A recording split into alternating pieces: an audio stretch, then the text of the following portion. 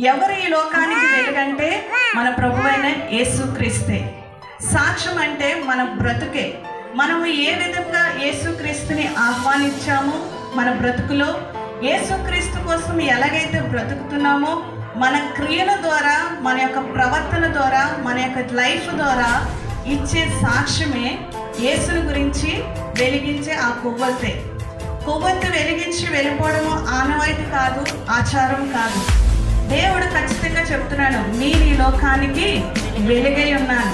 ఆ వెలుగును గురించి సాక్ష్యం ఇవ్వడానికి మనము ఈరోజు క్యాండిల్ లైట్ అనేది ప్రారంభించుకున్నాం.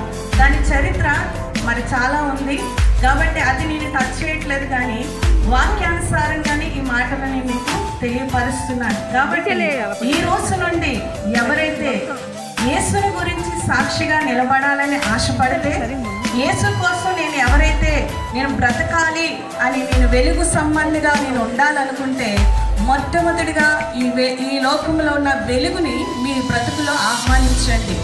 చీకటిగా ఉన్న బ్రతుకును, అంధకారంలో ఉన్న బ్రతుకును వెలిగించేవాడే యేసు ప్రభు. కాబట్టి ఈరోజు వెలుగు సంబంధిగా నీవు సాక్షిగా నిలబడాలంటే ఈ లోకంలో వెలుగైన యేసుకి సాక్షిగా గుర్తుగా ఈ క్యాండిల్ లైట్ని వెలిగిస్తూ ఆయన ఆరాధిస్తాం. క్రిస్మస్ అంటే ఆరాధననే మొట్టమొదటిగా మనము విన్నాము కాబట్టి ఆ ఆరాధనే ఈ యొక్క వెలుగు ద్వారా మనము ప్రకటిస్తూ మరి యేసు కోసం జీవిస్తూ ఆయన కొరకు నిరంతరం కూడా సాక్షిగా నిలబడాలని మీ అందరినీ కోరుకుంటూ ఈ యొక్క క్యాండిల్ లైట్ని నేను వెలిగిస్తున్నాను.